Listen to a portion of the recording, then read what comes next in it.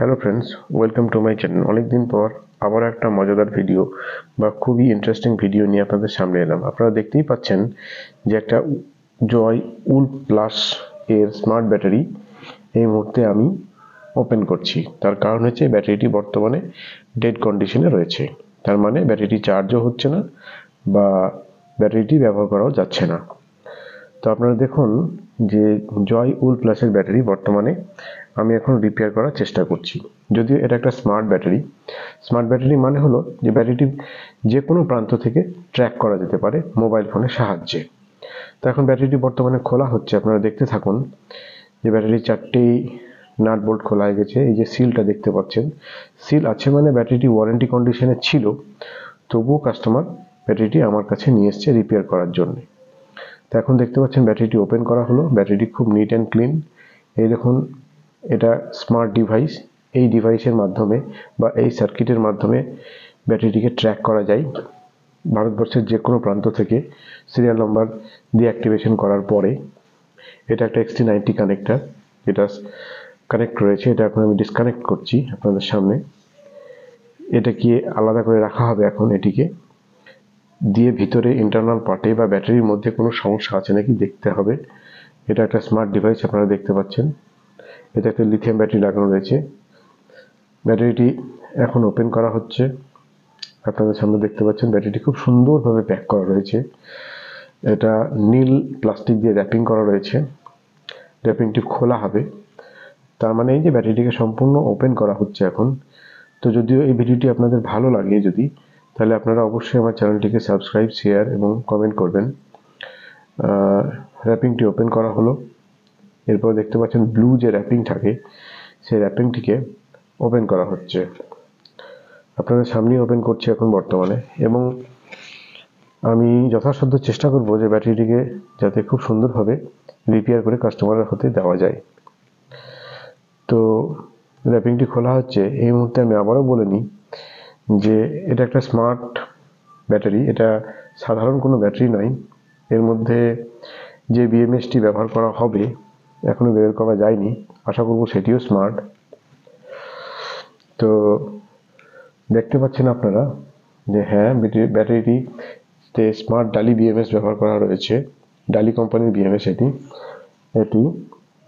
এরপরে এটিকে ওপেন করা হবে।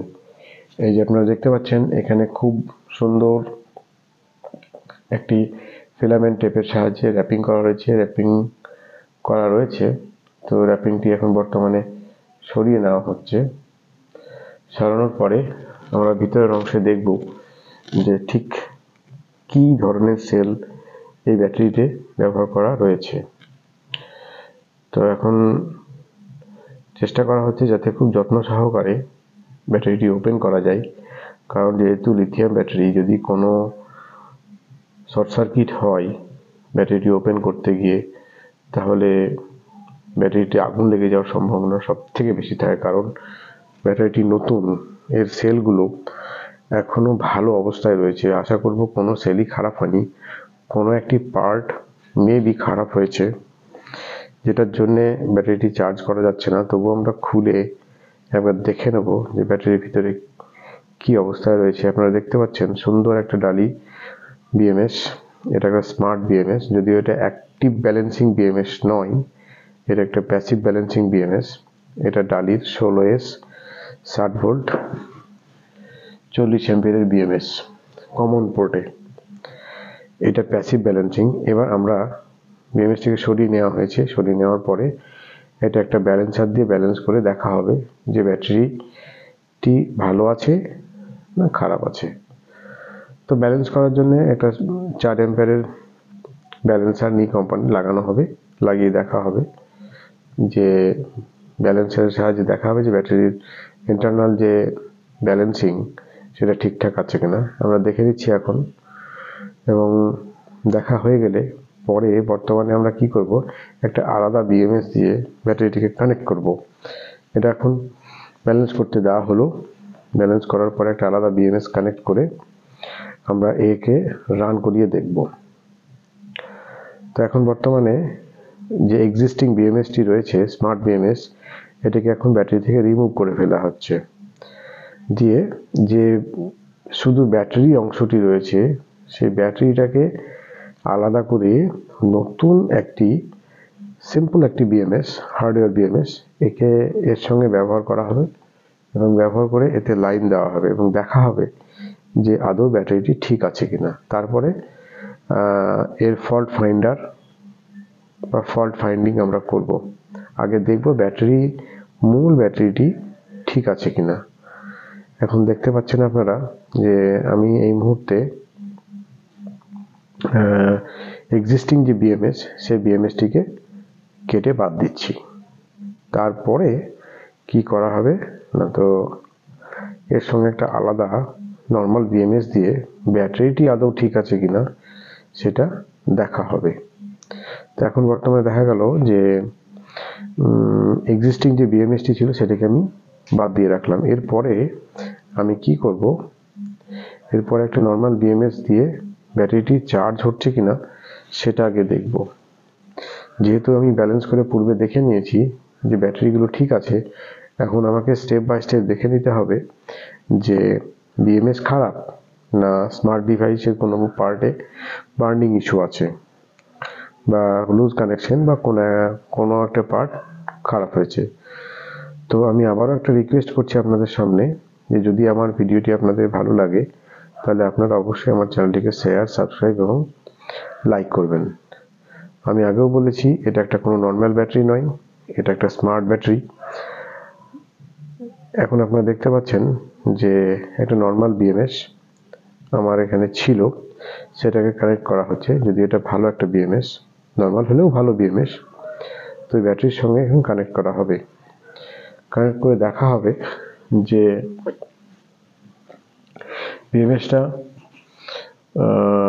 খারাপ না ব্যাটারি খারাপ না কোনো স্মার্ট ডিভাইস খারাপ। তো এখন বর্তমানে নর্মাল বিএমএস লাগানো হলো। লাগানোর পরে এবার আমরা এটাকে চার্জ করে দেখব চার্জিং দিয়ে। এখানে আপনারা দেখতে পাচ্ছেন যে 18650 সেলস 2.6 অ্যাম্পিয়ারের ব্যাটারি ব্যবহার করা আছে 16S সিরিজ করে। এটা একটা 36 অ্যাম্পিয়ারের ব্যাটারি। এই দেখুন আপনারা দেখতে পাচ্ছেন এটা নর্মাল বিএমএস আমি এখন কানেক্ট করেছি, এবারে চার্জার সঙ্গে কানেক্ট করা হয়েছে। দেখতে পাচ্ছেন চার্জ হচ্ছে, তার মানে এই যে ব্যাটারি কোনো ক্ষতি হয়নি, ক্ষতি হয়েছে অন্য পার্টে।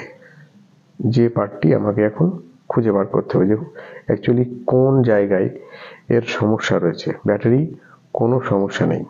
এটা দেখতে পাচ্ছেন যে এটা স্মার্ট ডিভাইস, এই ডিভাইসের মধ্যে একটা সিম ব্যবহার করা রয়েছে আপনারা দেখতে পাচ্ছেন। সেই সিম এর সাহায্যে জিপিএস ট্র্যাক করা হয়। এটা একটা ডিভাইস, এটাতে 4.7 ভোল্ট ঢোকানো হয়। এর তার একটা ব্যাটারি এই যে দেখতে পাচ্ছেন, তারপরে ডিভাইস বাক কনভার্টার এটা। তারপরে আমরা দেখব যে এখানে কোনো সমস্যা আছে কিনা। সম্ভবত এখানেই সমস্যা থাকবে, যেখান থেকে ব্যাটারিটা চার্জ হচ্ছে না।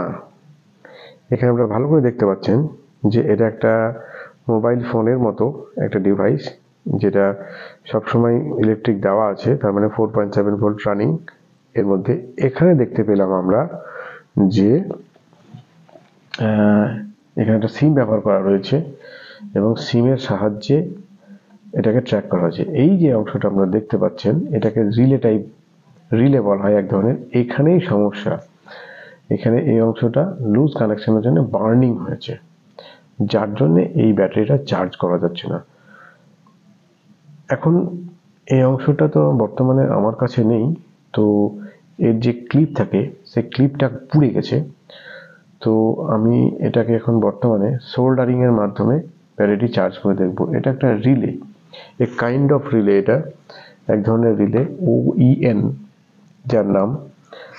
তো এটা এখন বর্তমানে কি করা হবে না, তো এটাকে সোল্ডারিং করে দেওয়া হবে। সোল্ডারিং করে একটা তার আটকে দেওয়া হবে। আমি এখন আপনাদের সামনে এটাকে সোল্ডারিং করছি। সোল্ডারিং করে তার আটকে দিয়ে আমি দেখব যে এই ব্যাটারিটা চার্জ হচ্ছে না হচ্ছে না। আশা করি চার্জ হবে, কারণ সমস্যা কোথাও নেই। আমি দেখেছি সমস্যা এখানেই রয়েছে, এই অংশটা পুড়ে গেছে। তো এখন এটাকে সোল্ডারিং করা হচ্ছে। সোল্ডারিং এর সাহায্যে তার লাগিয়ে এটাকে আবার ঘুরিয়ে কানেক্ট করে চার্জ এবং ডিসচার্জ করে দেখা হবে যে ব্যাটারিটি ঠিকঠাক রান করছে কিনা। আমি আবারও বলি যে এটা একটা স্মার্ট ব্যাটারি, এটা মোবাইল ফোনের মাধ্যমে ওদের যে গাড়ির সিরিয়াল নাম্বার থাকে সেই সিরিয়াল নম্বর দিয়ে অ্যাক্টিভেশন করে অ্যাপসের মাধ্যমে ভারতবর্ষের যে কোনো প্রান্ত থেকে ব্যাটারিটিকে ট্র্যাক করা যেতে পারে। এটা একটা স্মার্ট ব্যাটারি। আমি আবার বারবার বলছি, এটা কোনো নর্মাল ব্যাটারি নয়, এটা জয় উল প্লাসের ব্যাটারি। এই কথা বলার মধ্যে দিয়ে আমার সোল্ডারিং করা ওখানে হলো। সোল্ডারিং করার পরে আমি এটাকে কানেক্ট করে দেখব চার্জ অ্যান্ড ডিসচার্জে, তারপরে বসাবো। কানেক্ট করা হয়ে গেছে, এরপরে এটাকে চার্জ করব, দেখব যে চার্জ আদৌ হচ্ছে কিনা। এই যে আপনারা দেখতে পাচ্ছেন চার্জিং নিয়ে নিয়েছে, তার মানে এই যে ব্যাটারিটি সম্পূর্ণভাবে রিপেয়ার করা গেছে। এটা খুব বোঝা গেল যে ব্যাটারিটির সমস্যা এই রিলেতেই ছিল, যার জন্য ব্যাটারিটির সমস্যা হচ্ছিল চার্জ অ্যান্ড ডিসচার্জে। এখন আমরা কি করব? এখন বর্তমানে আমরা একটা ভালো মোটা তার লাগিয়ে, জাস্ট ওটাকে টেস্ট করা হয়েছিল, ভালো মোটা তার লাগিয়ে এটাকে আমরা সিল প্যাক করে চার্জ অ্যান্ড ডিসচার্জে বসাবো।